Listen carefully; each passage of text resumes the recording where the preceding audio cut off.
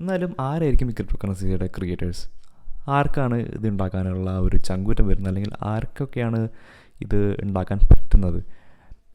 പല ക്രിപ്റ്റോസിനും പല ക്രിയേറ്റേഴ്സാണ് വരുന്നത്. ഫോർ എക്സാമ്പിൾ ഏറ്റവും പ്രോമിനൻ്റ് ആയിട്ടുള്ള ബിറ്റ് കോയിൻ എടുത്ത് നോക്കാം നമുക്ക്. ബിറ്റ് കോയിൻ്റെ ക്രിയേറ്റർ എന്ന് പറയുന്നത് ഇപ്പോഴും ആർക്കും അറിയില്ല ആരാന്നുള്ള കാര്യം. കാരണം അവരൊരു സ്യൂഡോനെയിം എന്ന് പറയുമ്പോൾ, അല്ലെങ്കിൽ ഉണ്ടാക്കിയ ആളുടെ പേരെന്ന് പറയുമ്പോൾ സതോഷി നാക്കമോട്ടോ എന്നാണ്.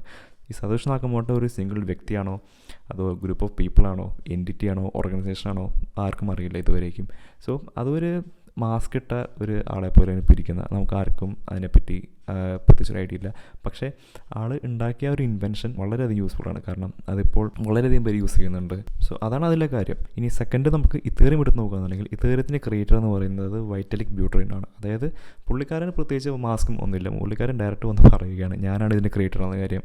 അതുകൊണ്ട് തന്നെ പലത് യൂസ് കേസ് തന്നെ വരുന്നുണ്ട്. ഇപ്പോൾ ഞാൻ ഇതിന് മുമ്പുള്ള വീട്ടിൽ പറഞ്ഞുള്ള പോലെ ഇതേറിയം എന്ന് പറയുന്നത് ഒരു ബാങ്ക് ആയിട്ട് കൺസിഡർ ചെയ്യാം, അല്ലെങ്കിൽ ഒരു പ്ലാറ്റ്ഫോം ആയിട്ട് കൺസിഡർ ചെയ്യാം. അതിനുള്ളിൽ തന്നെ വളരെയധികം ആപ്സും വളരെയധികം യൂസ് കേസ് വേറെയും ഓൺ ടോപ്പ് ഓഫ് ദാറ്റ് വരുന്നുണ്ട്. ഇവിടെ നമ്മൾ മനസ്സിലാക്കേണ്ട കാര്യം എന്താണെന്ന് വെച്ച് കഴിഞ്ഞാൽ, ക്രിയേറ്റർ എന്നതല്ല വാല്യൂ. ഈ ക്രിപ്റ്റോ കറൻസിക്ക് ആ വാല്യൂ, അതിൻ്റെ യൂട്ടിലിറ്റി വാല്യൂവിൽ ആണ് ആൾക്കാർ അതിൻ്റെ പ്രൈസ് നിശ്ചയിക്കുന്നത്.